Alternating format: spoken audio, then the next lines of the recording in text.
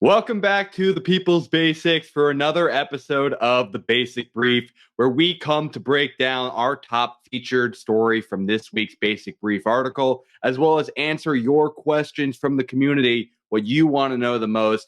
Especially, we like to prioritize those that are related to this month's new theme of finance. So today's question is going to be related to the new idea of a platinum coin, a $1 trillion coin for the Fed.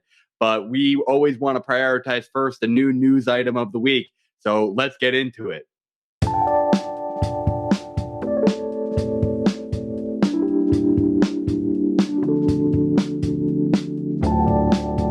So, Matthew, what is today's first story that we're featuring in the Basic Brief? Yeah, thanks, John. For this week's story, I want to focus on a worker strike that just started up on Tuesday at Kellogg's. So workers around the Midwest at Kellogg's factories have gone on strike because the higher ups at Kellogg's have been in negotiation with the workers, and they have been using bully tactics to try to get them to cut down on their benefits and their pay. And what Kellogg's has been doing is they've been threatening to send jobs down to Mexico if these workers do not take this reduction in like holiday pay, vacation pay, and retirement benefits. So they've gone on strike to push back and get fair compensation.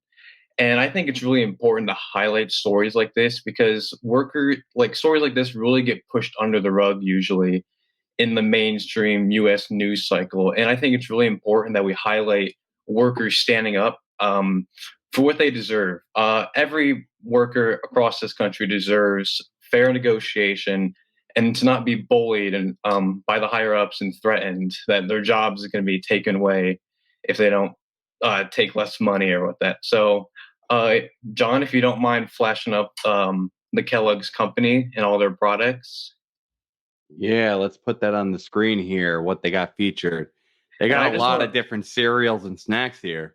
Yeah, they produce a lot of different stuff. And I just want to flash it up for everyone out there. If you want to support your fellow workers around America and help, don't cross the picket line, avoid these products as much as you can. I know they do make a lot of them, so it becomes difficult, but it would be nice if you were be there for your fellow Americans protesting for more fair benefits and pay in their workplace.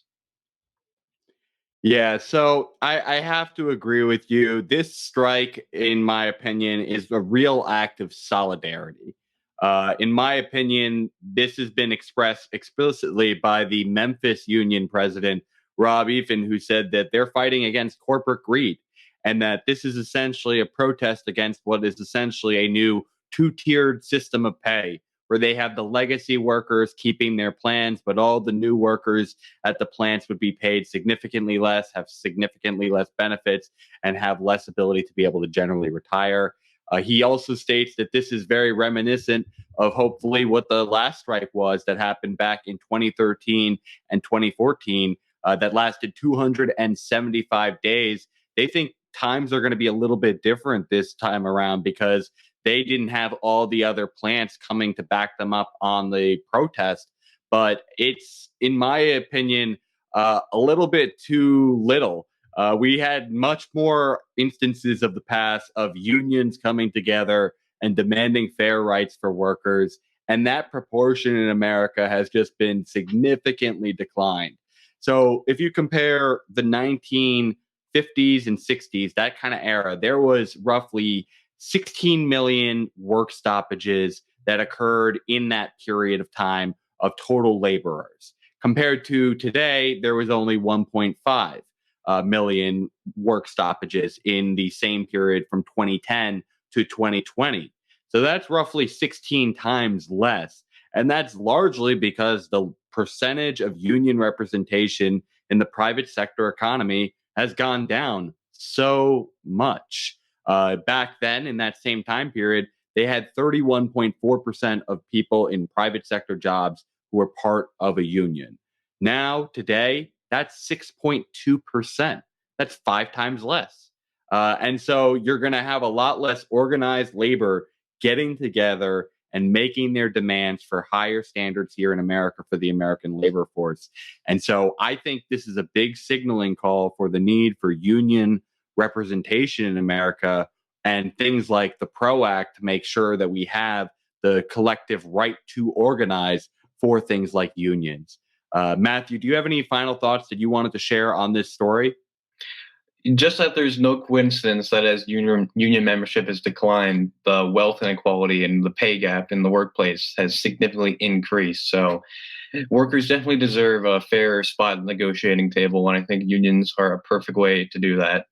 Strength in numbers. These companies can't survive without the workers at the bottom. So definitely stand up for what we deserve. Yeah, I think that's so true. So let's get into today's question that we got from the audience before we wrap up. The question that we got from you all today comes from Jeff from Michigan. He asked us, because today we're starting Finance Month, he wants to know what we think. Do you support the concept of the Federal Reserve minting a platinum coin that some have dubbed the quote unquote $1 trillion coin? Matthew, what's your first impression of this question? It seems a little out there on the surface, but I actually think it's not a bad idea because like it's not like it takes $1 trillion worth of resources to mint this coin, and I really think like being able to use this coin to help kind of cut down on our debt kind of seems like a no-brainer to me. Because it's this thing that the right likes to use a lot, that we can't pay for these programs and pay for things to help the people out because of the debt increase. Well, this is one way to help cut down on that. I think that some of the flexibility of this currency kind of change is that we can have a standard that can be separated potentially from the US dollar. There's all this talk about having like these new forms of technology incorporated in cryptocurrencies just as a medium of exchange. And so if the government wanted to have its own, blockchain technology currency format, you could have something like a platinum coin hypothetically be some of the backing of it instead of kind of the fiat model that we currently possess.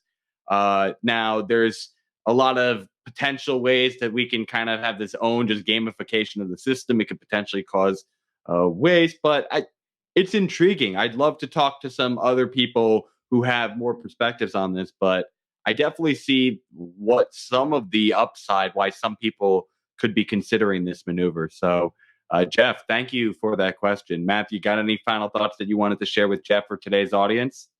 Yeah, of course, like nothing's like a perfect solution, but as we progress into the future, I think it would be stupid not to explore every option we have to kind of advance our government and society and make it just run more efficiently and better. Yeah, I totally agree. We need to be thinking outside the box more to have efficient government. So, everyone, universal people out there, that's going to do it for us here at the Basic Brief. We want to make sure that you check out the rest of today's article. So, make sure you go to the website of the People's Basics to check out that full article. As well, we want to make sure that you're plugged into our community. If you want to make sure that you're always notified when new videos are coming out, hit that subscribe button and make sure that notification bell is turned on so that you always know when a new video drops. We always try to make sure that these coming out on the Basic Brief are on Friday, but the rest of our content often comes out on Thursday, so you should be notified about that as well.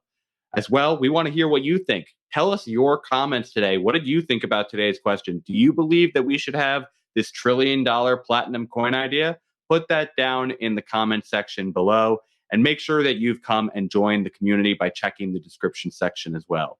So that's going to conclude another episode of the Basic Brief here at the home of the Universal Basics, the People's Basics. See you all next week.